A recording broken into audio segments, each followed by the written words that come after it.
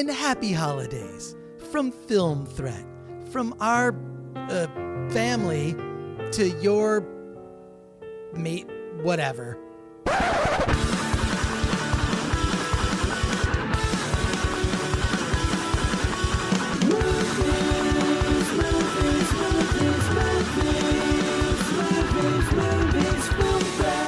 Welcome to the Film Threat podcast. In fact, a very special Film Threat holiday special. I'm your host, Chris Gore, joined as always by Anthony Ray Bench. How's it going, everybody? And as I said, this is our holiday special. We have, first of all, so much to talk about on the show. We want to take a time to say thank you to everyone who has been a listener of the Film Threat podcast throughout this year. It's been an eventful year. Yeah. So many good movies, so many not good movies, Justice League. So many films. Hall. Yeah. Good films and bad films, and we're gonna have our roundup of our top. Everyone likes to do a top 10 list. I'm not a big fan of top 10 lists. Me neither. And I'm not a fan of like when people put the top 10 lists out early. You know, when they put them out like right at the it's the first week of December, and they're putting out here's the top of the. I haven't seen all the movies. I've seen most of the movies. I have seen most of the. I still have a ways to go, but we're gonna talk. We're gonna do a lot of things on this show. First of all, Anthony and I are gonna we're gonna give you advice on how to set up a projection and a home theater projection system and home theater in your house. We're gonna talk about that because I'm very anal retentive OCD about doing that right. We're gonna list our top 5 holiday films. We're going to also exchange presents. And there's a lot of stuff that we have to do. But before we get to all of that, I just want to let you know that Film Threat is going to Sundance. We're going to Park City, Utah. It's going to be awesome. It's going to be such a great time. It's going to be amazing. I'm so excited that Film Threat is going to be there. Anthony is going to Sundance. I'm going to Sundance. Film Threat writer Matthew Passantino is going to Sundance. Alan Ng is going to... Well, he's not going to Sundance, but Alan Ng, one of our more prolific writers on filmthreat.com, he is going to be the man in the chair helping us with coverage. We're going to be doing a daily podcast. That's right. You heard it. A daily podcast every day while we're in Park City starting Thursday, January 18th through the next 10 days. Every day there'll be a podcast. Now, I can't guarantee that the podcast is not going to be like an hour long. Some of these podcasts are going to be more like check-ins. Yeah, right? I'm still going to have my work cut out for me, though. Yeah, I mean, look, the goal is to see, we're going to see a couple movies a day. We're going to go to some events, maybe some parties, and we're going to bring you, our listeners, all along with us because you'll get to hear all the proceedings. And there's also going to be some other writers there, some new writers that have just started writing for Film Threat. Natalia Winkleman is going to be there. There's about 5 or 6 of us that are all going to be there. There'll be daily coverage on the Film Threat website, constant daily coverage, and a daily podcast. Special guests, I'm sure. It's special guests. Absolutely. One of the things we're doing, we're going to be going up and down Main Street where we're going to be grabbing filmmakers. We have a Film Threat car that is going to be driving filmmakers, actors, all around Park City. And if you get in the car, you're going to be on the podcast. So it's going to be an SUV with a windowless van and lots of candy and puppies. It won't be windowless. There'll be windows. It's cold. It's cold in Park City, Utah. So I'm sure we'll do an episode, sort of a Sundance and Slam Dance preview episode because I love Slam Dance. Slam Dance is like the punk rock Sundance.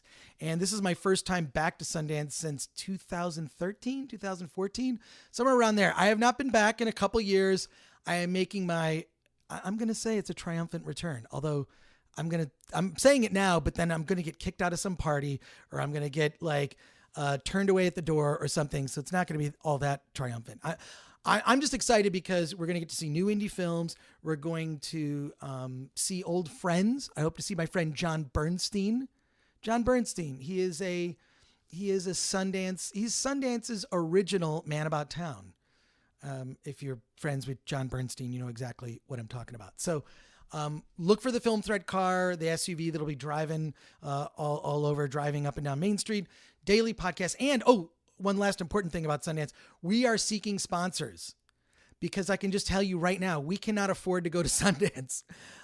It's prohibitively expensive. So we are looking for sponsors. If you are interested in sponsoring the Daily Film Threat podcast in Park City, Utah, just send an email to filmthreatgore@gmail.com. FILMTHREAT Gore @gmail.com. Just email and inquire if you're a filmmaker that wants to appear on the podcast. We'll give you a plug every episode. That's 10 episodes of the show. If you're a brand looking to have a presence in Park City, I'll wear your jacket. I'll wear your hat. We'll throw it on the side of our car. We're going to be like one of those NASCAR drivers covered in logos because Sundance has become, it's become prohibitively expensive. It used to be you could just last minute get a condo. It's pricey. So we're looking for your sponsorship. We're looking for filmmakers and brands. Anyway, send us an email, filmthreatgore@gmail.com. Now, before we get started, I have a present for you, Anthony. And okay. Okay, let me first of all, I have to just give me a second. I'm going to slide this box in. It's pretty big.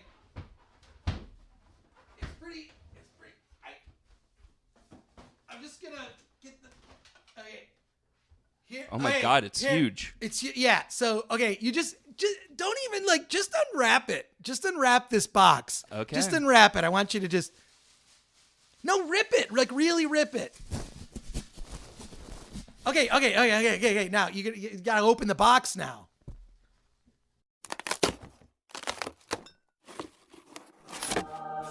Whoa, this is amazing. Dude, thank you so much. It's an IMAX TV. Stand by for IMAX Theater Optimization Crosscheck. Field of view maximized. Crystal clear images enhanced. Calibrate powerful digital speakers. Laser-aligned sounds perfected. Prepare audience for maximum impact. Audience engaged for full immersion. First of all, I didn't even know they made IMAX TVs, but when you the box is so epically huge. Just look, yeah, it's literally almost as big as me. I'm telling you, an IMAX TV in your home is I think they're going to be huge. I really think so much bigger than my 32-inch. Yeah, my measly 32-inch. Thank you so much, Chris Gore. Don't be careful with that box. It's epically huge. It's epically just be careful. A homeless person could live in it. Yeah, but you're gonna have to set it up yourself. I'm not gonna help you. Oh. I'm not going to help you. How am I going to get this home? I don't know. We'll have to look, you can rent a truck. I'll help you rent the truck. Okay. Okay, cool. All right. All right. Thank you so much, Mr. Yeah, Chris Gore. well, yeah. Merry Christmas. Yeah. And happy holidays. Please open my gift. Okay, what is this? First of all, it's like, oh my God, this is weird. It's like a jumping bean. What the hell? What? Okay, I'm just... No, you did not. You did. God, it's first of all, they have teeth. It has such sharp teeth. I can't believe you got me a porg. It's a welcome. real porg. Yeah. Okay, I've seen the porgs in the stores. Mm-hmm. They seem to be readily available. But I didn't know that. I thought they were illegal in California. I have my ways. I know a guy. Okay, and now we're trying to do a podcast now. You bring a live space animal from the latest Star Wars movie, The Last Jedi, which I think we have spoken about that movie enough for the next. I think we've actually talked about Star Wars enough for the next year. So I feel like not possible. I feel like this thing will not shut up. I wish this thing would just be quiet. Jeez. Are you going to name it? Yes. What am I going to name my porg? Peter the Porg. No, I don't know. I should think of a name for my porg. I would have gone with Han Solo Jr. Han Solo Jr. Well, okay. Well, look, I'm gonna put this thing in the other room. Harrison Porg. Harrison Porg. Harrison. Wait, I got I'm throwing it in the other room. I'm shutting the door. Jesus.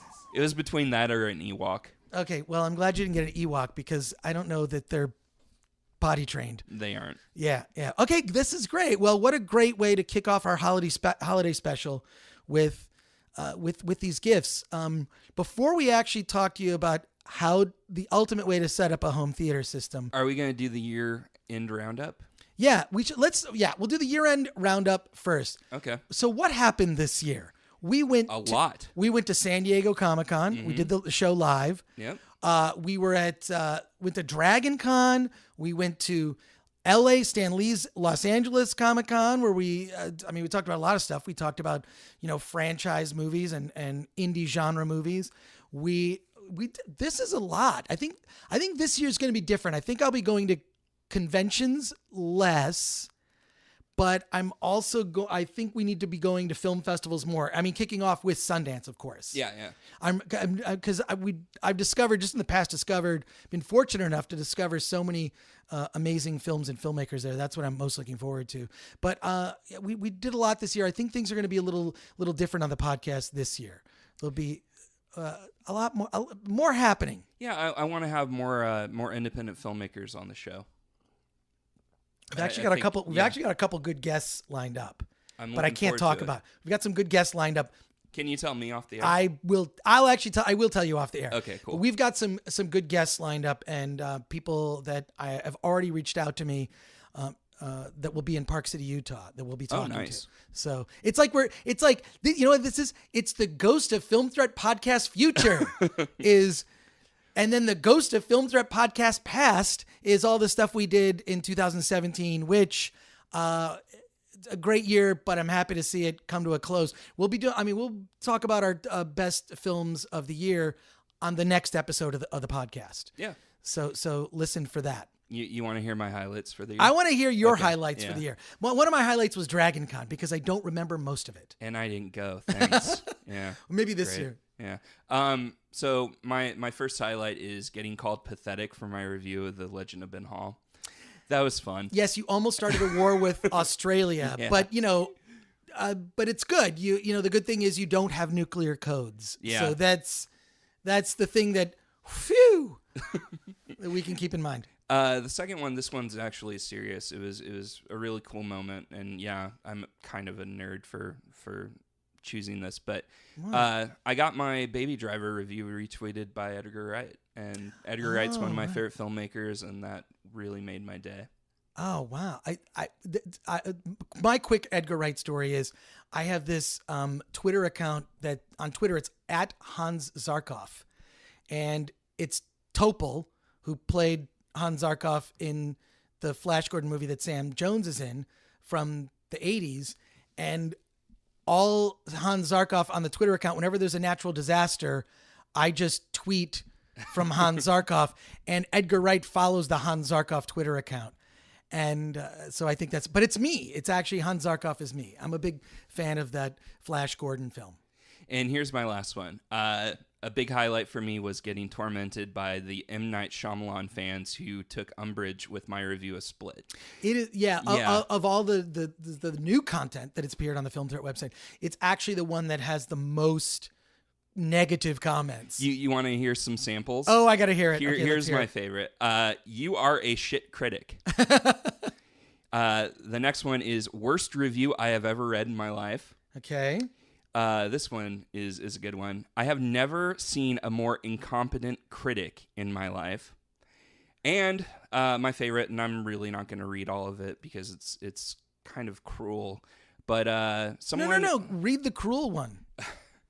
It's really crude. Someone basically implied, it's crude. Yeah. Someone really, especially nowadays, someone implied that because I had objections to the pedophilia angle in the movie, right? That I must have been sexually abused myself. So thanks, buddy. Yeah. Isn't it cool to harass a perfect stranger online? Right.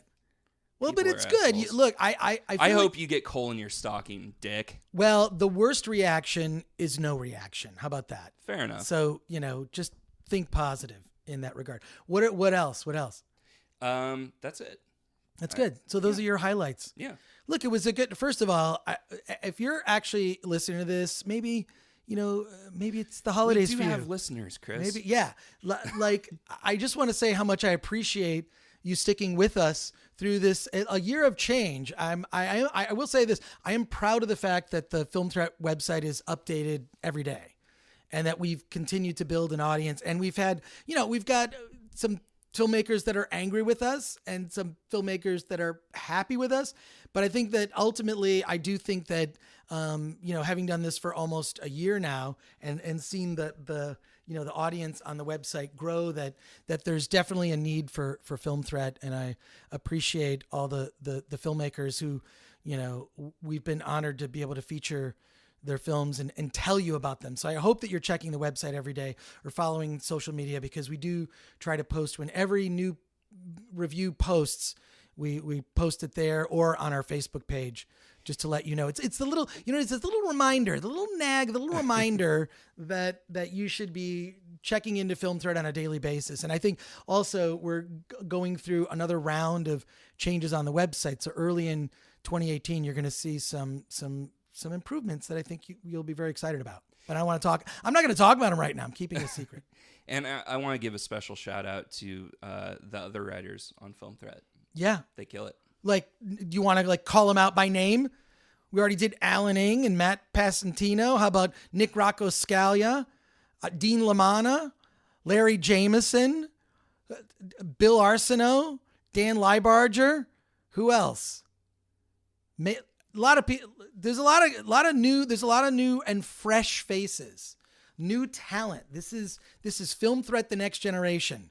If the original one was, although there's been a lot of what? I love how you were like, do you want to give him a shout out? And then you proceeded to do the shout out for me. I just did it. Yeah. Yeah. I don't know where I was going with that one, but so yeah. So I just want to say thank you to the writers for, sticking with us and just being so committed to providing. I got this.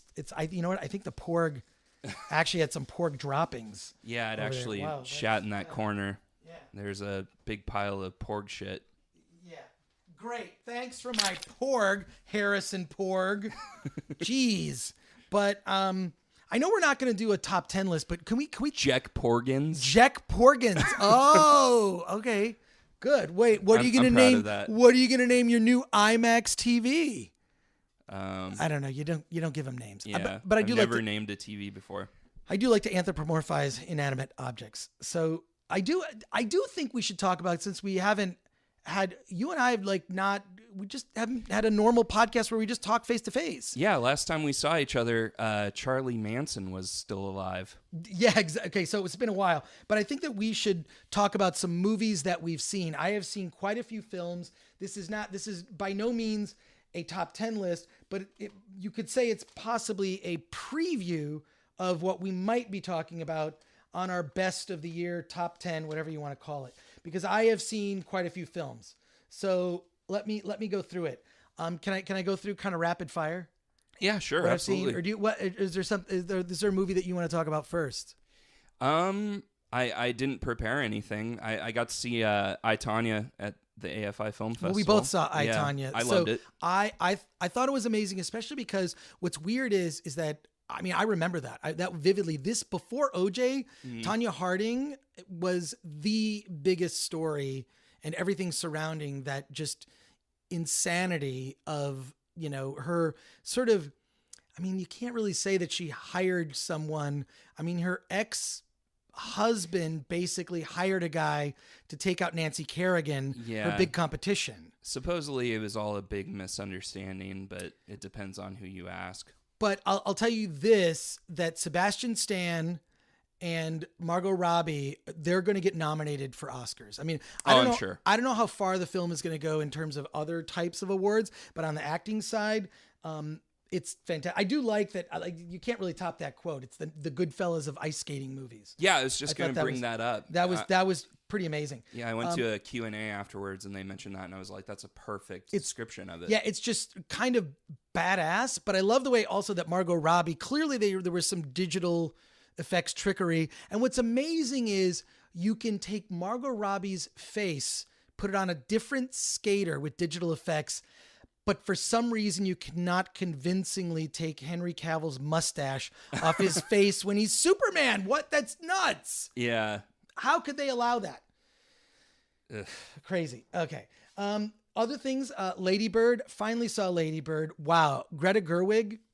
Love. I mean, it's semi-autobiographical for her, and Lady Bird is is it Saoirse Ronan is the lead actress in it, and it's her transitioning from high school to college.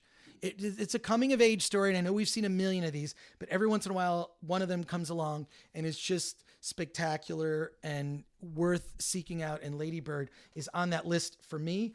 Disaster Artist we've talked about quite a bit on an earlier episode, and that's one of my personal favorites. And Get Out also. Get Out, I think Get Out has emerged as one of those movies. I'm really glad that Universal is pushing it, because it's a film that it didn't really get lost. It's just something that I think that maybe other audiences could need to revisit this film. Yeah, I think it kind of lost a lot of an audience because it came out early in the year. And I feel like not that some movies defy traditional marketing methods. We'll do a trailer and we'll say stuff on social. This Get Out really is. I mean, I think it's simple to describe it as a horror film, but it really is about how we talk to each other now about race and how difficult that conversation is. And that's why it's one of my favorite movies of the year. It's just emerged as one that has stuck with me. And I think that's saying something, because I can't think of a film that came out earlier in the year that impacted me as greatly. Logan. Okay, Logan. Yeah, Logan I thought was fantastic. Now, I saw The Shape of Water, which I know everyone's raving about. I did not love it as much. I wanted to love it more.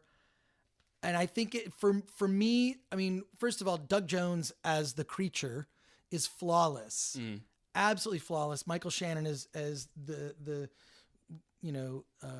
nemesis, the antagonist is great. But I wanted it. I guess it was a little more R-rated than I was expecting, and I was thinking it should be more of a fairy tale. Okay. There's like I haven't seen it. I'm looking forward to seeing it. There's like full on nude.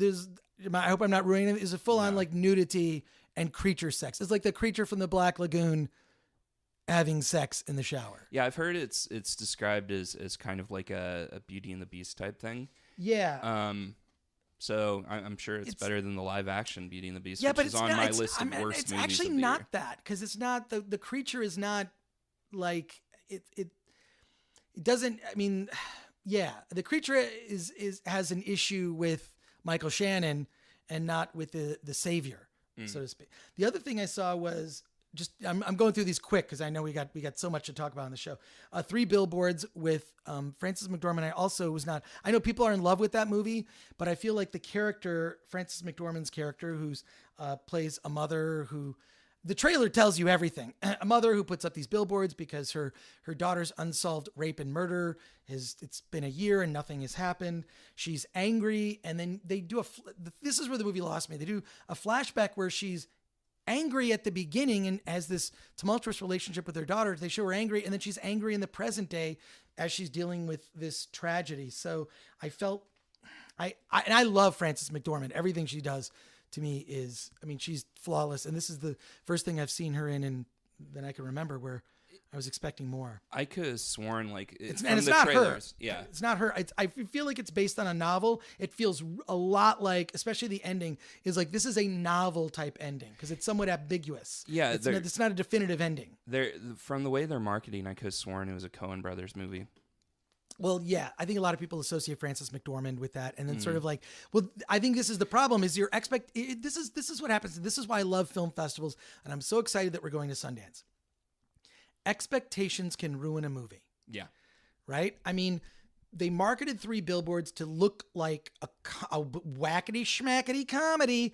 There's a lot of darkness in this. There are moments of dark humor, but for the most part, the tone in this is freaking dark. Yeah. And there are some things that happen like midway in the film that are shocking.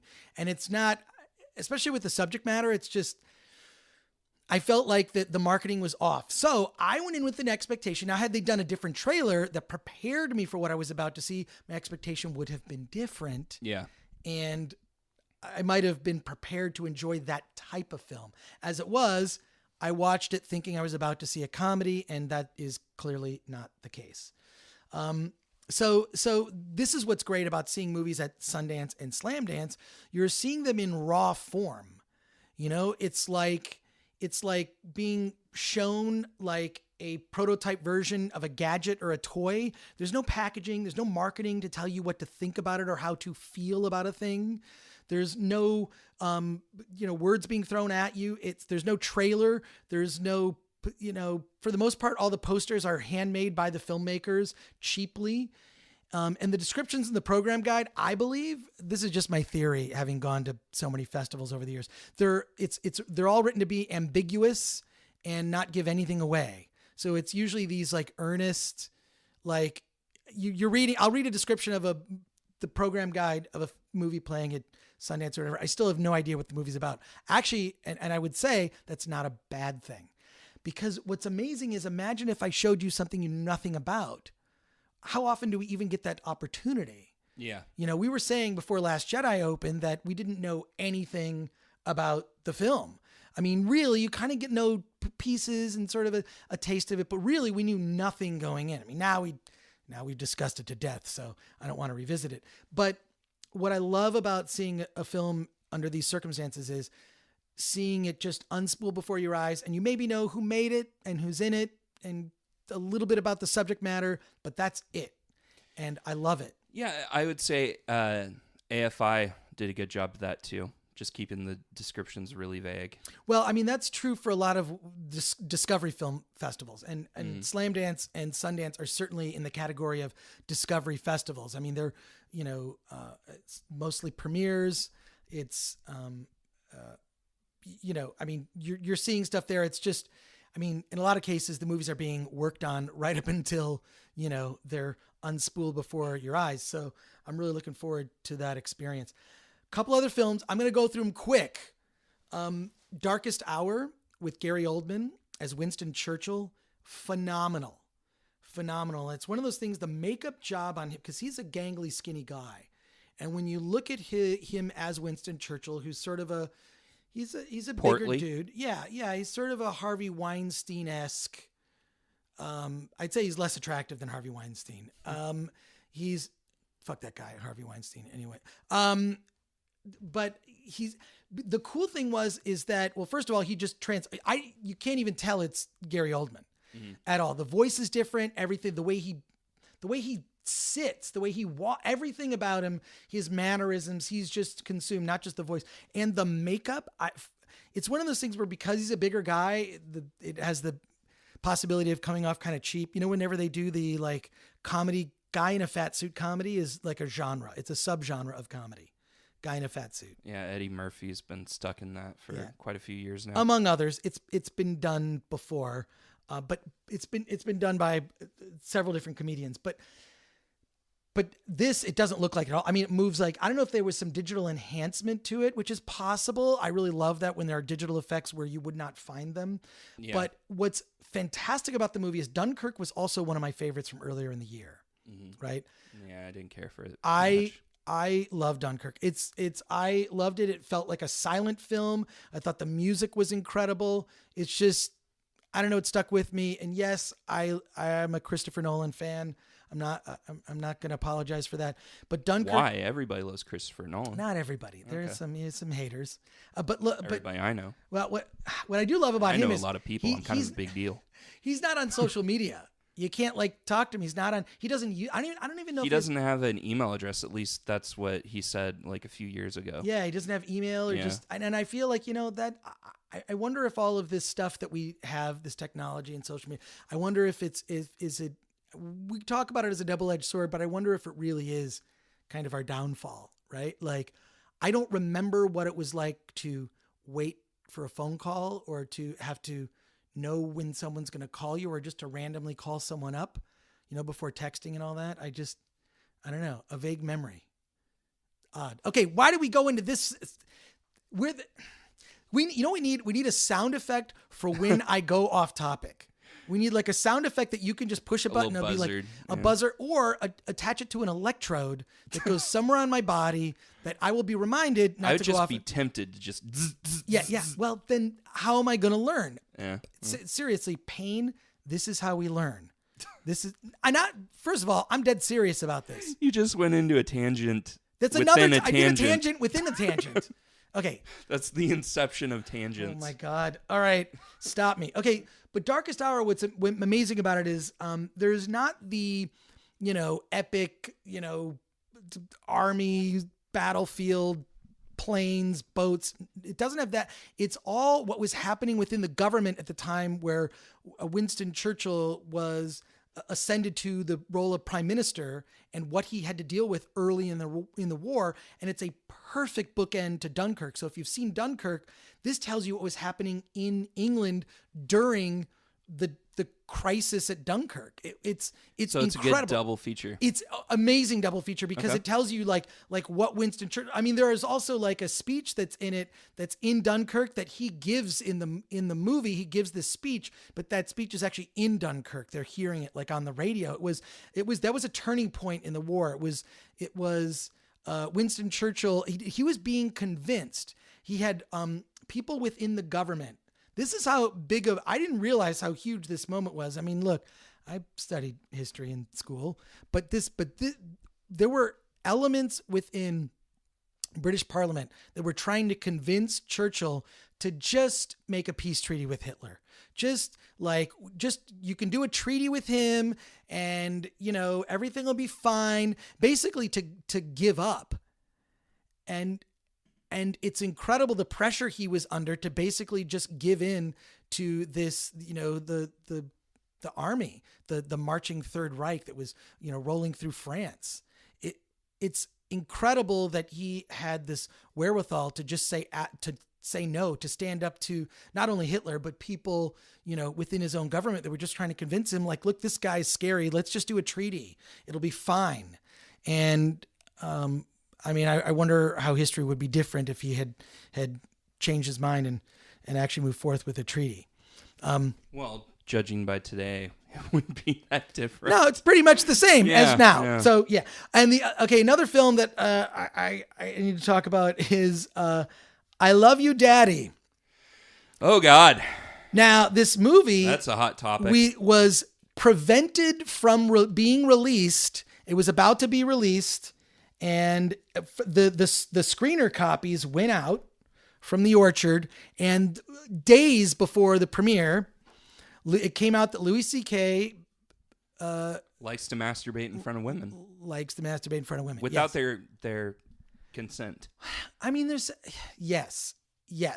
That is, I mean, I don't know why that's obvious that that's something that's weird, but yes, if you're not involved in a relationship where this is something that you do, because what you do behind closed doors, up to you. Fair game, yeah. Yeah, but to someone that you're not involved with intimately, I find that pretty weird. But I remember, and maybe, you know what? Maybe I'm just normal. I didn't like taking showers after gym class in junior high. I didn't like it, or high school. I never did. I did, because they made us do it. And the creepy thing was, I remember the gym teacher watching us.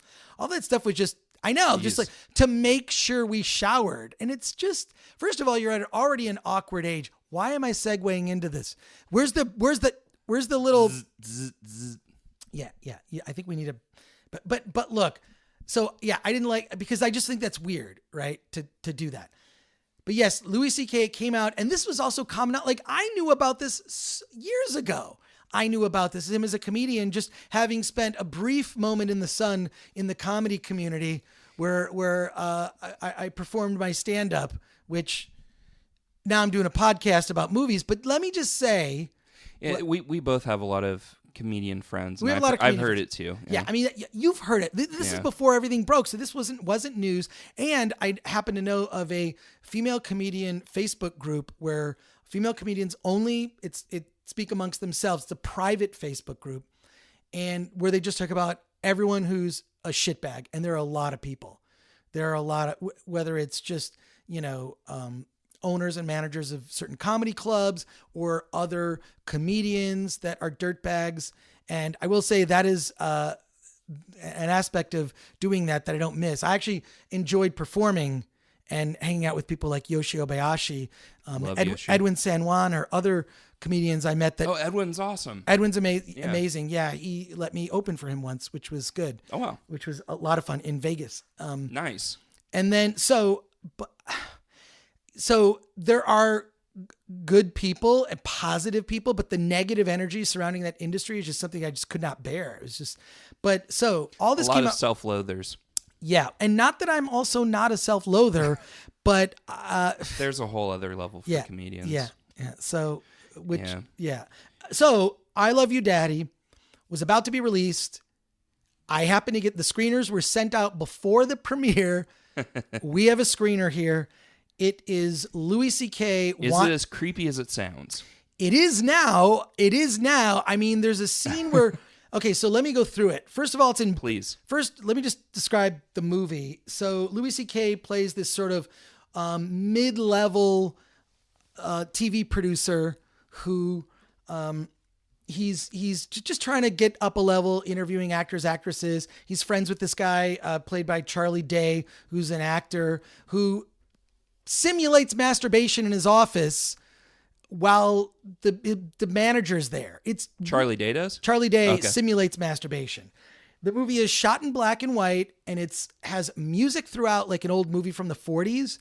It's so much like a Woody Allen movie. It's like, give me it's to me, it's distracting. It's like Woody Allen already did this style of film. I know you like it, but I found it really distracting because it's like, are you trying to make Manhattan? And the plot centers around his young daughter who meets a famous film director, played by John Malkovich, who John Malkovich's character is famous for getting involved with young girls. And the whole thing is Louis C.K. doesn't want his daughter to fuck John Malkovich. That's the entire plot. His daughter, played by, oh my God, I love her. It's Chloe Moretz, who was in, she was in that movie with Nicolas Cage.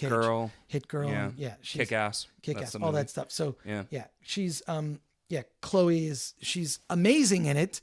And that's why it's called I Love You, Daddy. Cause that's what she's always asking daddy for stuff, played by Louis, who basically gives in to everything. And it's kind of, I think, Louis C.K. projecting into his future life of what it's going to be like to see his daughters grown up and I wonder how Louis would feel if a comedian randomly went up to one of his daughters and his daughter's over 18 and that comedian, without asking permission, just said, I'm going to masturbate, and masturbated in front of his daughter. I don't know it. Yeah. That's all. I think we did a podcast about that with Jessica Cameron, where we discussed a lot of, and the weird thing is this is not ending. So I Love You, Daddy just was, it was like an episode of Louis' show, which I stopped watching a while ago. And, with all these, and it makes me sad because I love his comedy. Mm-hmm. I mean, I think his comedy it's brutally honest. See, I loved his show. I didn't like his comedy. Well, I thought the show was okay. I thought it was a little pretentious and like, okay, we get it. You want to be Woody Allen. Just stop it. I hear this movie is kind of a jab at Woody Allen. Does it feel like one? No, it doesn't feel like a jab. It feels like I just ripped off Woody Allen. It's not a jab at Woody Allen. If anything, I think that's true of sort of with everything that's come out with the Me Too campaign and of course the cover of Time magazine, which the Silence Breakers Person of the Year. Yeah, which was awesome. I thought that was a great choice. A bold choice, but I feel like this is not over. It's going to be a daily thing. I think it's opening people's eyes and opening, my eyes to just be a better listener and be more cognizant of my behavior, my segues, stupid shit that I say, inappropriate things that I say. I got, curb it. This movie in retrospect, I don't know what's going to happen to this film. It's effectively shelved. I guess we could upload this film to the internet, right? Because technically nobody owns it at this point. That would be probably illegal. I'll bet you could find it. You get what's that app? Kodi? You get a Kodi box or something? I have no which is idea like what a you're Roku talking box. You know, okay, forget it. Just Google that, KODI. You can. I'm not saying you can find stuff, but you can. So, what? Fair enough. What? Just I didn't say anything, and that's also. I actually don't own one. I know people who own them are very happy. I get my content legally because I respect the filmmakers. But I love you, Daddy. Left a bad taste in my mouth and maybe on my chest. So you just never know.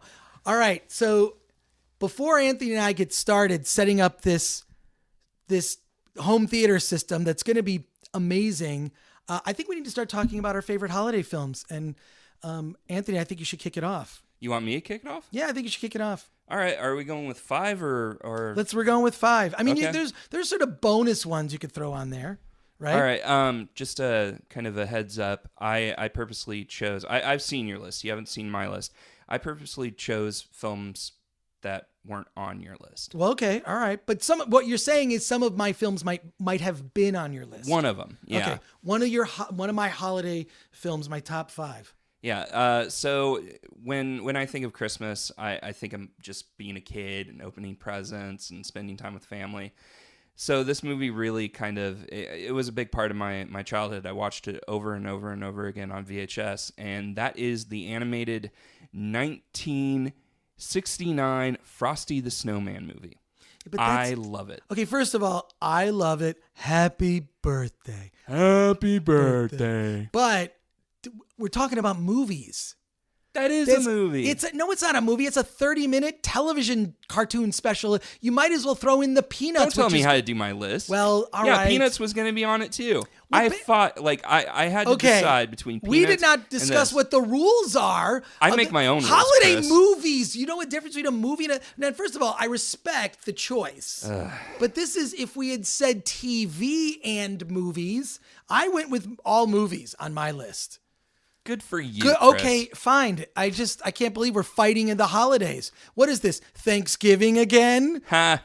All right. Okay. Well, I respect that choice because that is one of my favorite specials, along with the Rankin Bass, Rudolph the Red-Nosed Reindeer. Which, yeah, that's an honorable mention for She me. thinks I'm cute. I'm cute. When he has the nose on. Oh, yeah. I love it. But on my list, to kick off my list, and I'm going to go from 5 to number 1. Yeah. So I'm starting at the bottom of my list. That's what I'm doing, too. Bottom of my list. My first film at number 5 is Prometheus, directed by Ridley Scott. Ho, ho, ho! Weird choice. Okay. First of all, beautiful soundtrack. Oh, yeah. I It's a very agree. I love that what Ridley was going for was a serious science fiction movie. I would like to see a serious science fiction movie that doesn't have aliens in it. I feel like someone should do it. I think Arrival, last year, I really loved Arrival, and I would love for us to see more serious science fiction. Also, we talked about Blade Runner 2049, which is a film I think we'll be talking about. No hopefully. aliens in it. No aliens in it. Replicants, but no. Yeah, but Prometheus takes place during the holidays, takes place during Christmas. There's this whole sort of Christmas theme. You see Idris Elba's character, the captain, like he's Putting up lights. He's putting up Christmas lights. They have this whole I want to open presents. So it takes place. So I like the aspect that it takes place over the holidays.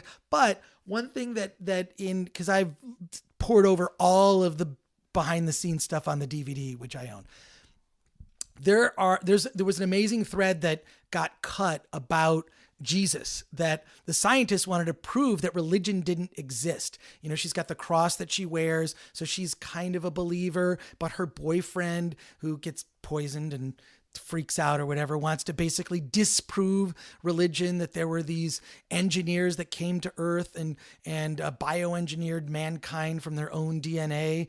And apparently it was going to have much more a theme of that religion is some bullshit made by man, which it might be, or it might not be, or the Easter Bunny's real, or Santa Claus is real. Oh, the Easter Bunny is definitely real. I've seen him. You are free to believe in whatever you want. I have been to bathrooms in Los Angeles where I've seen things that say Trent Reznor is God.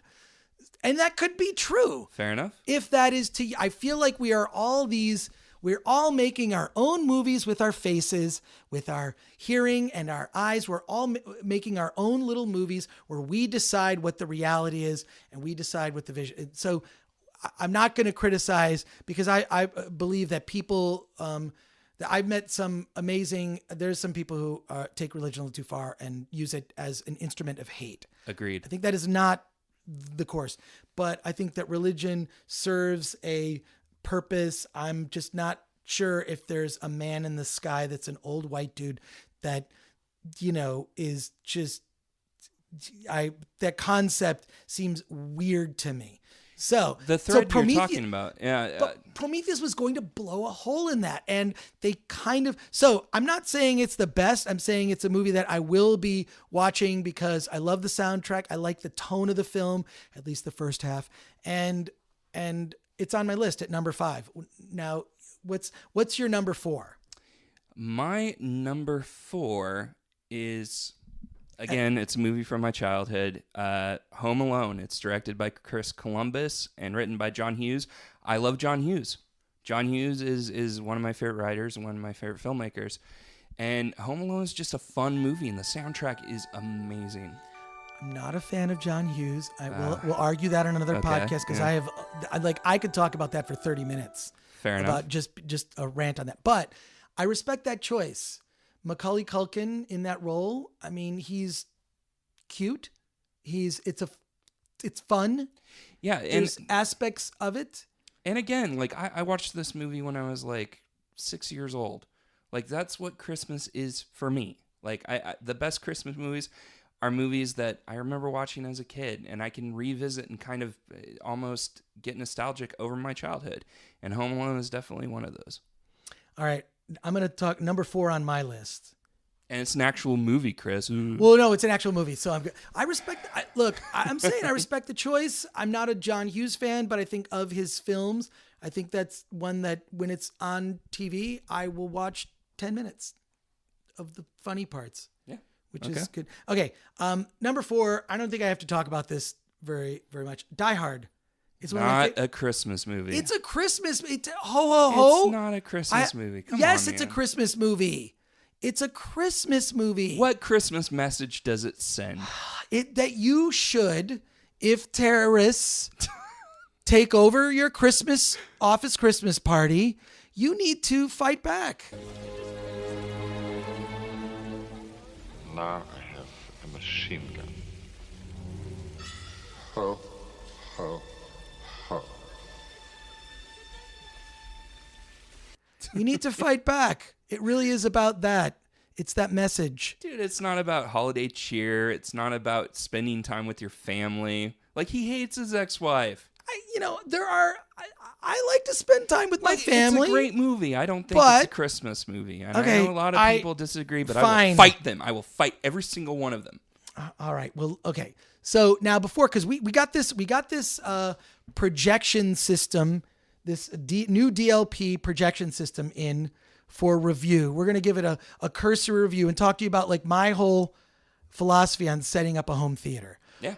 Couple things. One, I'm all about the wires and hiding wires. If your system includes wires. Fucking hate wires. I hate the wires. Look, there's ways to hide them, right? I'm a huge fan of doing that. The one quick tip, if you angle the speakers correctly, you can hide them in places. And what I've done in previous home theater setups is I've actually hidden the speakers where they're not so prominent. And now the speakers are smaller and smaller. Secondly, those sound bars that you can get are actually pretty good. One piece of advice I would say in setting up a home theater, make sure that the best place for the speakers are at ear level. You know, if you're and or angled toward your ears. So if you are wherever you're going to be in proximity of where your sofa is, I'm assuming you're sitting down watching. You make sure that like the speakers are ear level. And if you put a speaker like under your sofa, which I had a friend do that's not a bad tip either because it'll vibrate. But we got this system in. I'm going to talk about the projector. Just make sure you put those speakers at ear level. I'm emphasizing. It makes sense. Yeah. Before we talk about the projector, let's talk about what's number 3 on your list, Anthony. Oh gosh, this is going to piss you off. TV and movies. Yeah. I guess you pivoted to that. All right, I do what I want. Let's hear it. Mickey's Christmas Carol. I love that movie. That's my favorite Christmas Carol movie. It's the first one I ever saw. So that's the one So Mickey, who plays Scrooge? And it's Donald Duck, right? No, it's Scrooge McDuck. It's Scrooge McDuck. Okay, it's Scrooge McDuck. That's Yeah. right. That's right. Here's your wreath back. Now out, out, out! Bah! Humbug! Merry Christmas! And a bah humbug to you. Because The I did original not. voice of Scrooge, Alan Young. Okay, I didn't grow up with that one, so it really left no impression on me. But I can see like that is one that I do remember actually showing to my kids, Yeah. and then drinking eggnog. Yeah, just playing it and letting your kids do whatever. No, it's one of my favorite Disney movies. I always watch it during Christmas. I remember being a kid and just watching it over and over and over again. It has one of the scariest, at least back then. It was the scene where the ghost of basically death like shows Scrooge his grave and like kicks him into the grave, and it's just the scariest thing ever for a kid. Oh wow! It really left an impression, but it's one of my favorites, and I always revisit it during the holidays. That would be kind of a fun episode of our podcast, is to actually talk about those things that you saw as a kid that just destroyed you. Oh, I have a lot of them. Yeah, like just things that like you saw for the first, like the first time you saw a boob in a movie, which was what? It was for me that I remember was Logan's Run. Okay. That I remember, but like those things that like just left an impression, like your first time you saw nudity, it leaves an impression on a young kid, or some horrific moment. Dawn of the Dead was a big film for me, but yeah, that'd be interesting to talk about like movies you saw as a kid that like. I got one I want to throw out there. What? Dude, it was the first time like I had to ask like, what is death? Littlefoot's mom dying in The Land Before Time, the Don Bluth movie. Oh my God! Yeah. Wow. I mean, to this day, I still get choked up seeing her die. For most people would say Bambi, but that movie. Yeah. Oh, that was well, my that Bambi. Series of movies. Yeah. Right. Like that. Only the first like, one. There were the like others don't matter. After that, there were like 900 Land Before Times. Yeah, and they all sucked. Yeah, they were all yes. But that first one by Don Bluth, which actually George Lucas and Steven Spielberg had a heavy hand in it too. Oh wow! I was 3 years old. That's one of the first theater experiences I remember. And wow, so that's how you learned about death. Yeah. That everything that is born dies. Yeah, at any time you could lose your mother. Mother!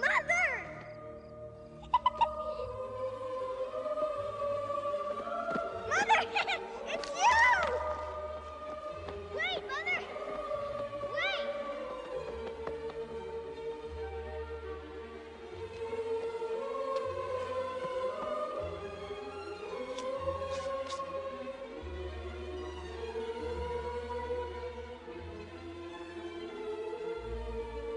Then Littlefoot knew for certain that he was alone.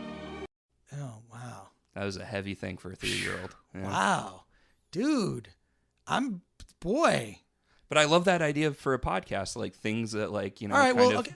We're gonna shelve that Yeah. idea. Let's shelve that idea. That's a little teaser for you. Moving on. Okay, so my number 3 is that's what we're on. We're on number 3. we're My on number number 3 3. is Scrooged with Bill Murray. Which would have been my number 4. Okay, but Scrooged, I saw it in theaters in its initial release. I mean, it's you know, it's a Christmas Carol, Yeah. effectively, but But it's done really well. done really well. Bill Murray's great. I love the fake TV promos Yes. throughout are great. So good. TV for the dogs. Have you any idea how many cats there are in this country? No, I don't have those, no. 27 million. Do you know how many dogs? In America. 48 million. Wow. We spend $4 billion on pet food alone. 4. Now, I have here a study from Hampstead University which shows us that cats and dogs are beginning to watch television. Now, if these scientists are right, we should start programming right now. Within 20 years, they could become steady viewers. Programming for cats. I would even like, this is sort of, I'm going to try and double dip, A Very Murray Christmas on Netflix. so good. Oh, I loved that. It's so good. So, because it's played real, and I love what they did with it, that it's kind of somber. It's not like this sort of happy, it's this weird kind of, the tone is kind of all over the place. So it's like those moments that, because I feel like Christmas is like, there's something special about it. I almost feel it's one of the few times of the year where time stops. And no, I'm serious. Like, in a way, like everyone is like, there's this sort of the goodwill towards men that we have heard in songs and as a philosophy. That's when I really feel it is Christmas Eve through the end of Christmas, that sadness when Christmas is over at midnight on Christmas Day. And it's like, okay, now we'll sort of ride this through to New Year's. But yeah, there's a feeling on Christmas, and I feel like the Very Merry Christmas captures that, that indescribable, feeling of love toward strangers and your family and all of that. And even if you're going to the CVS pharmacy, the drugstore to pick up some eggnog, or I feel like we're all more in tune with each other then. And so I'm faced with a choice. I'll let you know where this is. Either on Christmas Eve, I'm doing one of two things. I'm going to spend time with my girlfriend. We're just going to have a quiet evening at home, hanging out on Christmas, and we'll probably watch some Christmas movies and make cookies and do whatever. Or we're going to go to Jumbo's Clown Room and I did this one year, give presents to all the burlesque dancers.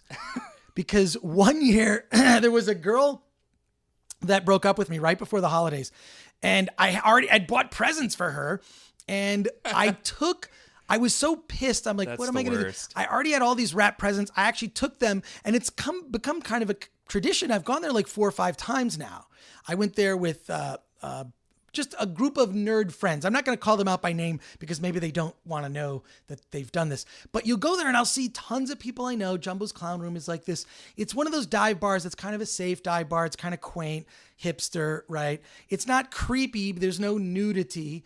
It's burlesque, so it's down to very tiny bikinis. The women are incredibly talented in terms of the dancing.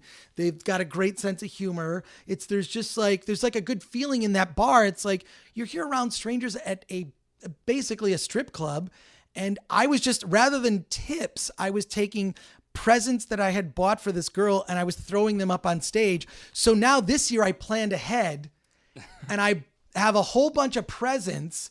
There's small things, but there's some good stuff in there too. And just like stuff where it's like, I don't know who to give this. So I wrap them. And so either do I go to Jumbo's Clown Room on Christmas Eve, or do I spend intimate time with my girlfriend? And I'm trying to convince my girlfriend to come with me to Jumbo's. Because last year I did what she wanted, which was hang out with her. Now I want to I'm thinking the Jumbo's thing. I got to pull that card. We did what you wanted. So we'll see. I know some of you are listening to this going you're a horrified person. How could you even think that? But the feeling, it's like this feeling, you're there and there's just this sense of camaraderie, and the streets are kind of empty because most people are traveling or they're off or they're with families or they're doing family Christmas parties. And I'm at Jumbo's Clown Room. It's now become a big deal. If you don't get there before 9 or 10 p.m., you will wait in a line to get in. So I'll be getting there early. So anyone listening to the Film Threat podcast now, unofficial Film Threat Christmas party, Jumbo's Clown Room on December 24th. Be there, because I might be there. I'm saying there's a 50-50 chance. I'm thinking more like only 60-40. I'll probably go. Okay. Even if I go for a little bit and then drive to the girlfriend's after. Although I keep trying to convince her to come with me. She's like, yeah, I would go to Jumbo's, but on Christmas, it's in negotiation. It's in discussions. I'm currently in discussions to spend Christmas Eve there. But hey, if you're listening to this, you live in the Los Angeles area, Jumbo's Clown Room on Hollywood Boulevard. I would go there because I used to live on Normandy Avenue right up the street. It was my corner bar. So I would just walk down there and hang out and drink. Well, Harrison Porg is really excited. He's actually humping Chris's leg. Harrison, I'm putting it back in the room. Harrison Porg, yeah. So okay, unofficial films rep party at Jumbo's Clown Room, December 24th. It's on. I'll be there at least early in the evening, if not until later, and I'll be giving gifts, really good gifts, actually. What's so funny is the dancers came out after I gave these gifts and were like thanking me, like no one had ever thought to do that. So here they're picking up dollar bills and whatever, and then like they had a wrapped gift for them. Maybe I'll send them a porg. Oh my God. All right. Okay, so now we're up to number 2. What's your number 2, Anthony? So my number 2 is an odd choice, but it's a movie that... Hey, you're talking to a guy who picked Prometheus on my top 5, which I just wanted to talk about Prometheus because that movie, in spite of its flaws, still has an effect. But I'm interrupting. But there's something about this movie that just, every time I watch it, I just laugh my ass off. And I've shown it to friends and they feel the same way. And it's actually a movie you recommended me like long before I was actually working for you. Wow, what was it? Yeah, it's Fubar 2, Balls to the Wall. Oh my God. I love that movie. Oh wow. It's a Canadian movie. It's directed by Michael Dowse and it stars David Lawrence and Paul Spence as Terry and Dean, these two idiot, like almost Canadian rednecks. Can I just tell you guys the real story about Christmas? Yeah. The cola companies, they taken it over and they created Santa. That's all BS, okay? His name is Shanto. He's half Japanese. His network of spies is Legion.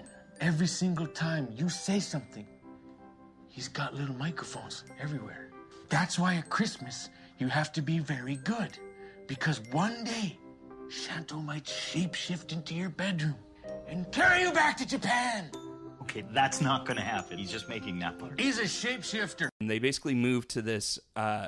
But it's shot very real. Yeah, it's shot very documentary style. Yeah. Yeah, but they moved to this town, and where they're working for an oil company, and just I don't want to give anything away. Like, please just see this movie because it's Anthony's right. You don't want to give anything away. I think it's on Netflix or was on Netflix. It was on Netflix. Yes. It's not anymore, but you can buy it on Vudu for like $9, and it's totally worth it. Okay. Yes. It's basically like to boil it down. It's this movie about like friendship, and like one of the Terry, he starts dating this woman, and it kind of like puts this wedge in his relationship with Dean. And at the end, they all come together, and they're one big family. But it's one of the funniest movies I've ever seen. Wow. Well, you know what? I can't criticize that recommendation. And also kudos to you for kudos. I'm giving you some kudos. When I think kudos, I like kudos. I think of those delicious snack bars. Kudos when I think of a kudo. But I think that an uncharacteristic choice, because when you see people's favorite Christmas movies, it tends to always be the same movies. Yeah. So I think I appreciate the fact that you put something on the list that was unexpected. And apparently there's a Fubar TV show.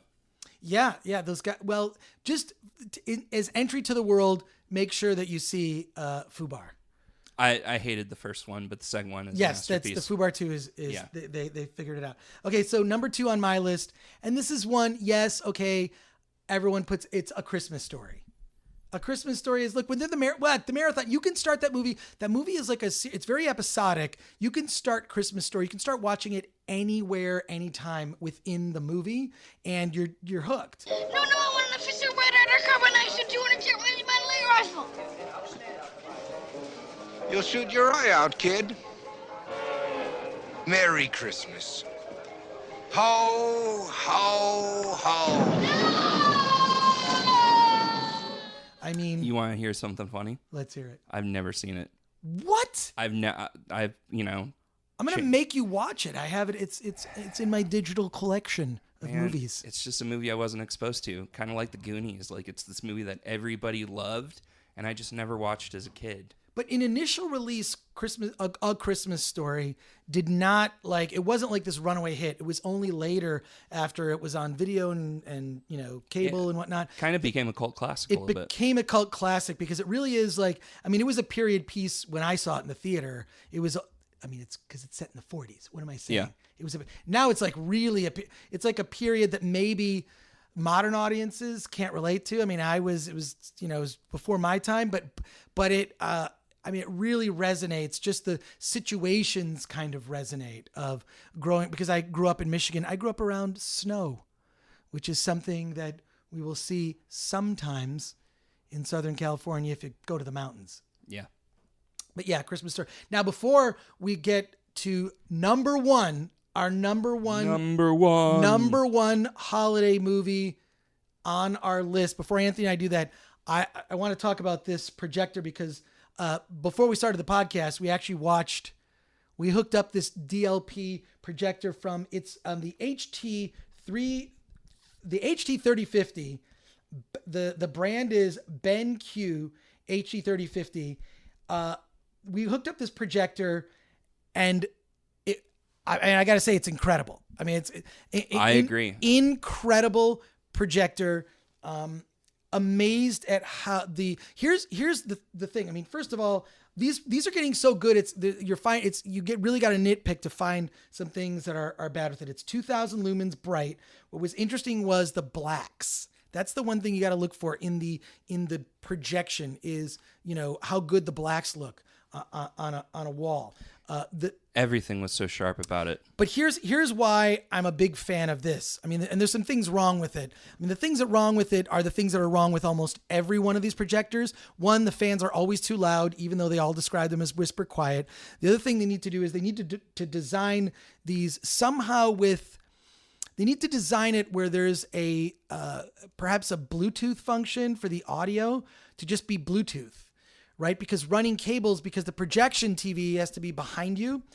But the thing that this does better than any projector I have ever checked out, because I bought a used one a while ago when I had a much larger space, and this projector, I had to have it like way on the other side of the room in order to make the image its maximum size. This projector in a much smaller space, and I'm talking about like 8 or 9 feet, fills an entire wall. It's like 8. I mean, it fills this entire wall, and it's so close to the wall. And I've never seen a projector that has the ability to do that. So that is, I think that's amazing. And combine that with, the home theater, tips that I gave you earlier, and you're looking at you're looking at the home theater system that saved Christmas. So I also like the thing that like most of these things are black. I like that the BenQ is a white packaging. I actually bought a white TV specifically through the mail because it was the only way to get a white TV. It also has, interestingly, a wireless HDMI module docking port, which is a pretty cool feature. Also multiple 2 HDMI ports, VGA port. I can't rave about it enough, but I will say I feel like projection TVs to go really mass market, this fixed the one problem that most projection TVs have, which is the distance of the room, right? You could set up this projection TV in a small room and enjoy a movie. But they've got to make it somehow quieter, right?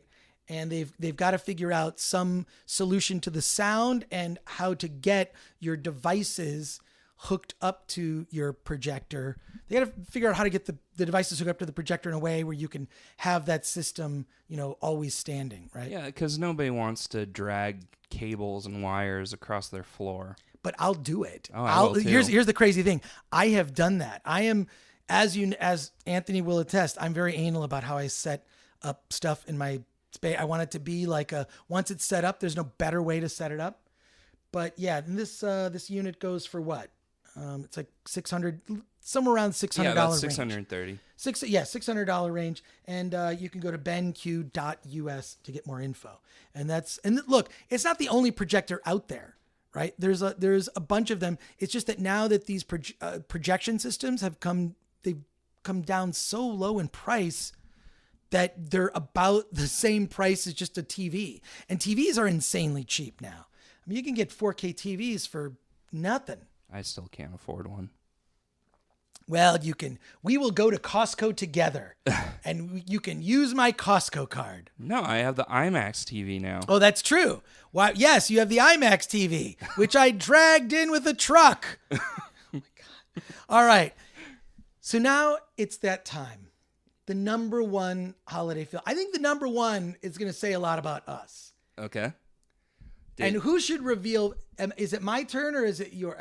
You know what? I kicked it off. Let's go with yours. Okay, so we're gonna go with mine. Well, because I actually don't. I don't know what yours is. You know what mine is, which is kind of a cliche choice. Please feel free to criticize me on social media. Cliche.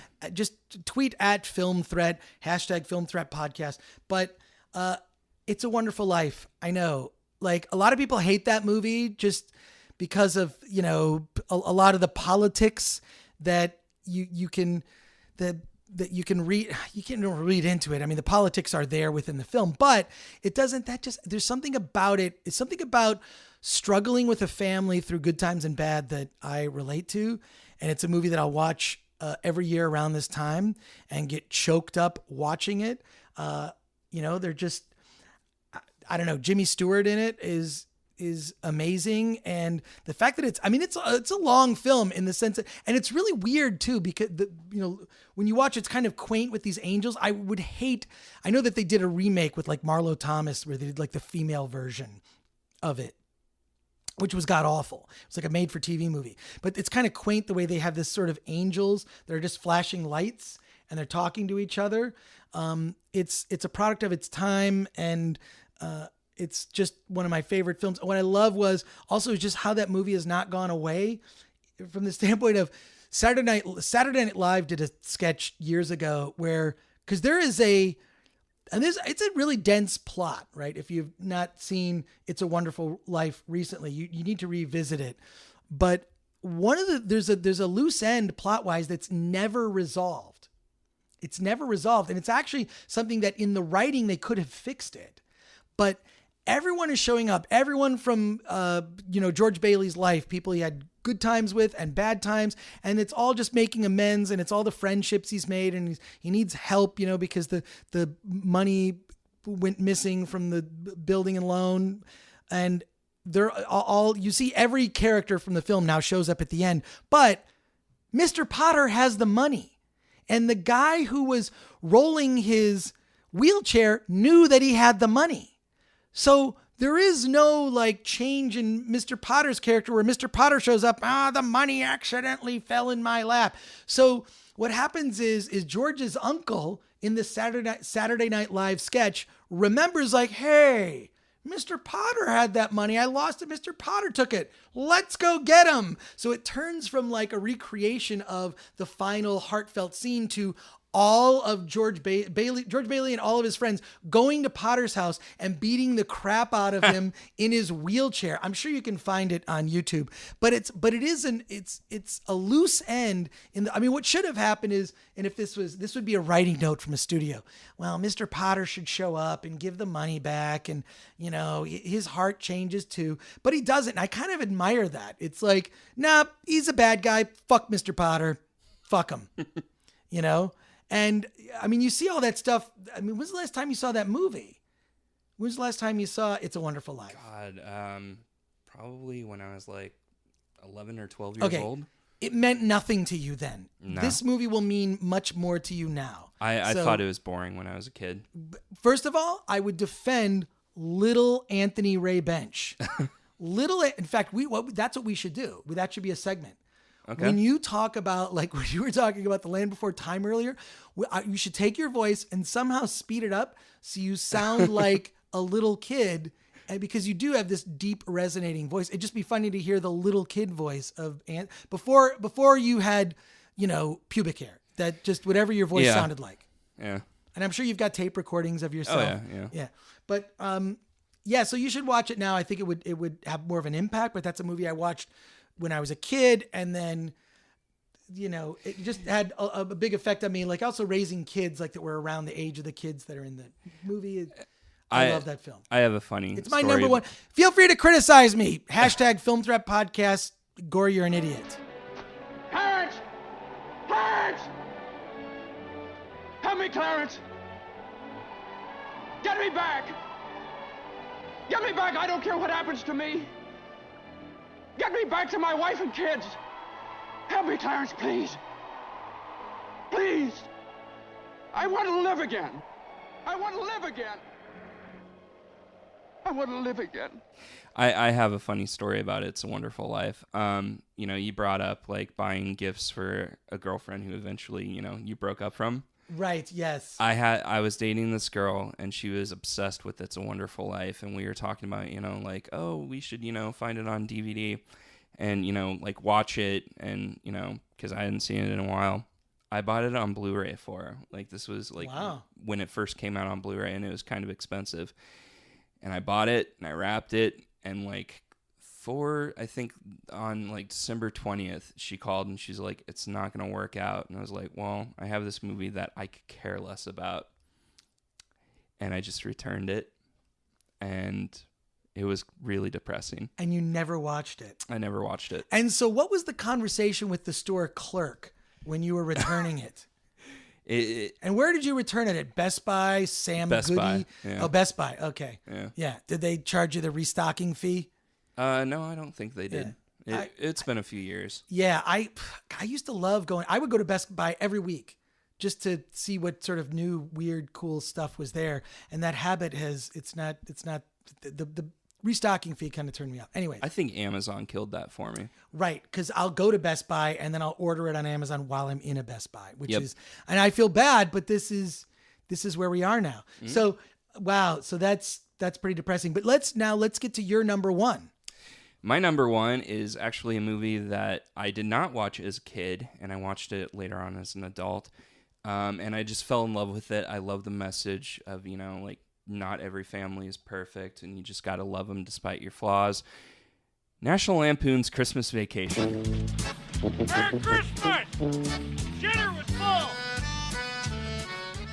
Oh, wow, that's a good choice. I love that movie. Yeah. It's just the scene on the sled where he's just going like light speed down, the cat eating the Christmas lights and just blowing up. Like, I think it's because every family has like remember that one Christmas where the Christmas tree fell, or the presents, whatever. Like there's always or you puked from too much eggnog, like whatever it is. There's every family has a Christmas gone awry story, and Christmas Vacation just kind of takes all of that kind of chaos and puts it in one film. So I really can't fault you for that choice. Yeah, I think. Also another good thing about it's a movie. It's an actual Christmas movie. Fuck off. No, I think Chevy Chase is wonderful in it, and Beverly D'Angelo is fantastic as well. It's just a really funny movie, and that's my favorite one. I think I saw it like 4 years ago. Great. Well, I want to thank the Film Threat listeners. I want to thank you for listening to us. I want to give you the gift of the Film Threat podcast continuing in 2018.